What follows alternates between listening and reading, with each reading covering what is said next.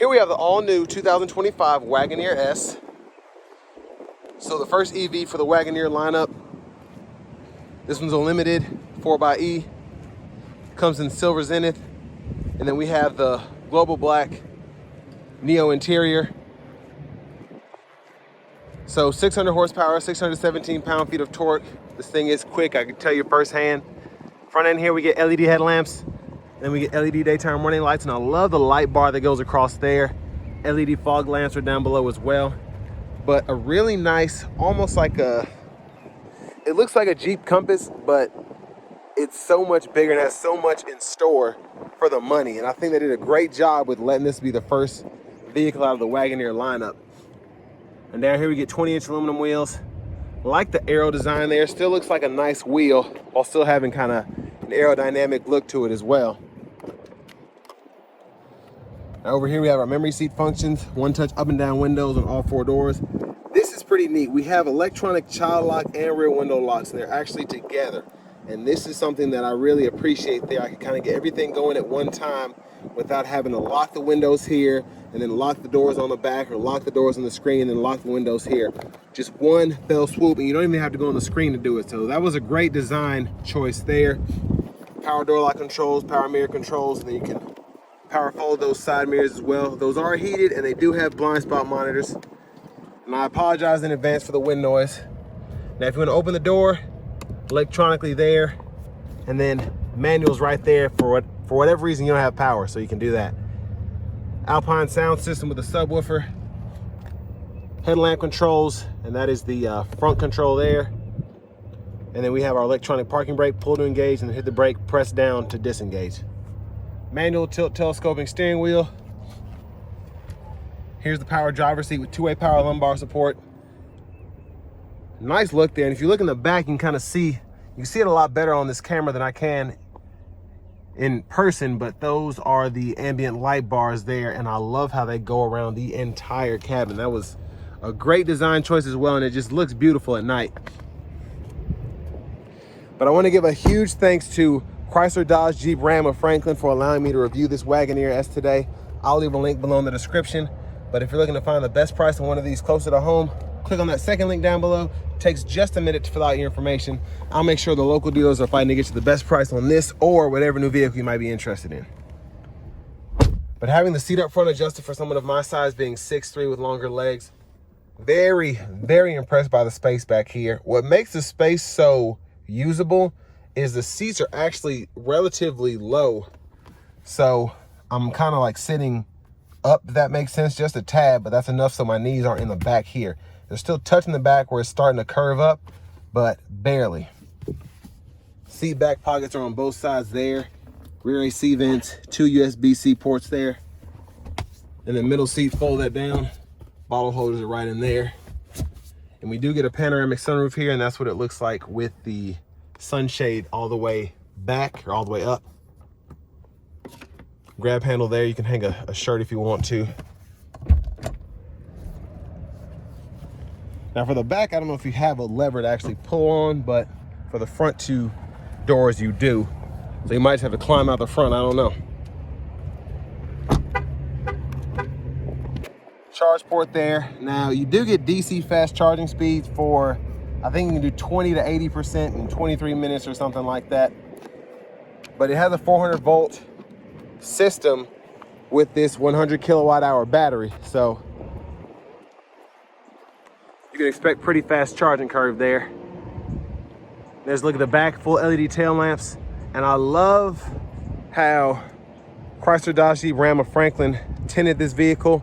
So it's like a $250 option, but that tint is fantastic. You have the lighter tint up front, darker, and then darkest in the back. And it really just makes this thing pop with the black roof and then the silver and the black accents on the bottom.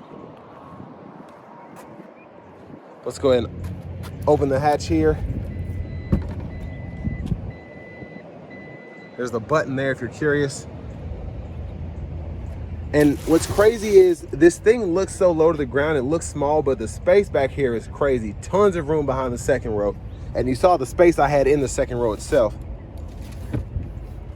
Top tethers are there. There's a 12 volt there. And you can hang a few bags or something here and over there. Missing a side pocket where you can keep stuff from rolling around, but again, you have tons of space underneath there, so not a big deal. That's where you can hit that button and close the lift gate. And while that's shutting, quick look underneath the vehicle if you're curious. And I'm assuming there's a tow hitch behind that plastic cover there. I like the badging there. Rear side airbags, nice touch. Pull this down here, and that folds flat if you need to have even more space back here. And then it's pretty easy to just lock it back into place. Now to the front passenger seat, we also get that power with two-way power lumbar support. And honestly, the more that I see this vehicle and I'm kind of examining everything, the more I'm like, you know what, for 68 grand, not bad. So there's the sticker price there. And then y'all can pause anywhere you need to if you want to take a closer look at anything.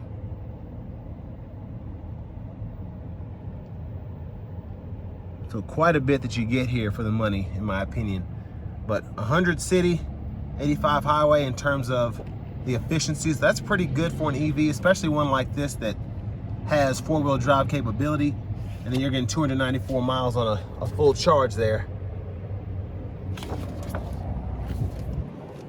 I just drove a Charger Daytona, so pretty much has similar battery architecture, but that thing was so fast, and you pretty much get a similar powertrain here.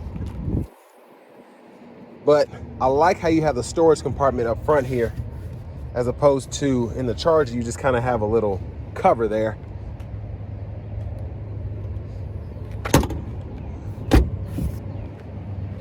let's go ahead and hop in the driver's seat.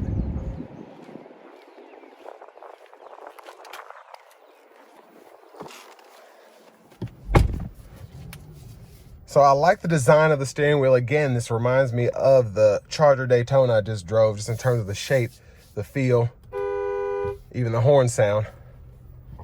But over here, I like where they put the hazards, right up top there. Easy to find. Now for audio, we do get AM, FM, XM along with Bluetooth, wireless CarPlay, wireless Android Auto compatibility. Dual zone automatic climate controls as well. But you can control a lot of that up here. And then you have the side where you can see right there, along with your 3-stage heated seats for the front. Then you have the heated steering wheel toggle as well. But what's cool is you also have a place to adjust that down here as well. So you don't even have to ever use this screen if you don't want to. So you can have the nav up here and then still have the AC controls readily available at all times. So that's pretty neat. Now for the vehicle settings here, this is where you go to full with the regen. So it's kind of takes a minute because there's not like a on the fly button, but I do like how you're able to adjust max, min there, turn the creep on or off for the driving. And then you can see the power flow there, as well as the range impact based on what's on. And then you can even see your maximum battery level if you want to set it to full range, or if you want to set it to that daily range there.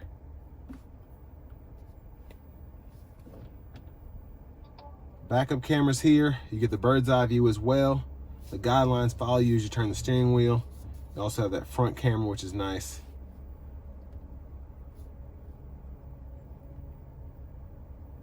Put that back in park. So I mean, for the most part, everything is what you're used to in the Chrysler infotainment system, which is actually, maybe it's because I have a Chrysler and I'm used to using it, but it's one of the more intuitive systems. There's a lot there, but everything is where you need it to be. You don't have to go through 30 different menus to find what you need and all that. And then if you ever get lost, just go to the apps, go to the categories, and there's pretty much a button for everything in here. So in the settings, you can go ahead and change your language, display mode, and all of that. And then your units of measurement right in there. And then you have quick shortcuts for a few other things. So camera there, lane keeping system, traction control, and that is soft touch. I don't know why I was pushing on it so hard, but Now this is pretty neat. You do have the automatic park assist, so that'll search for a spot and help you park there. And then your parking sensors can be toggled as well. But again, all that's pretty much right there for you in terms of the AC controls. You have a little storage pocket underneath here, and then you can actually fold that up. And then you have storage here, 2 USB-C ports. And then it's nice to be able to just have that there and then easily move it up and down. So that's pretty neat. That's a first for me that I've seen something like that. Kind of worries me, but it's really cool. And when I say it worries me, I'm talking about if that were to break, how much would that cost to fix? But again, beautiful design. Now for the shifter, rotary knob, reverse, neutral drive, and then just turn all the way back for park. And then your drive modes are right here. So sport, auto, eco, snow and sand are up there. Auto hold there. And then you have your rough road cruise control if you want to use that, which is an interesting button to have. Wireless charging pad, and then you have a 12-volt down there. Panoramic sunroof, so you can tilt it, or you can one-touch slide that back and hit it a second time and it goes back that far. And there's a look at the back seat from up here.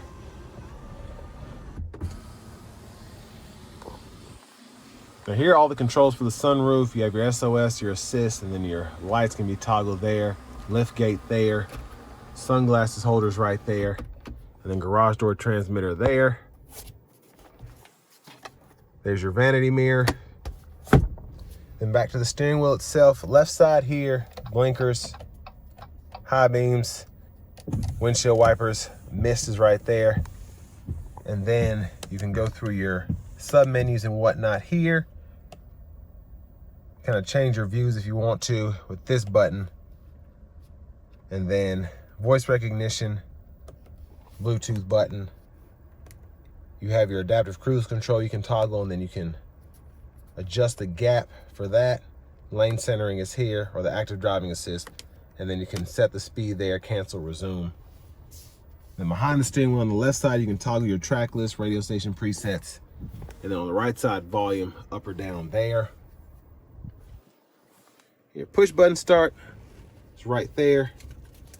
Finally, here's the key fob with remote start.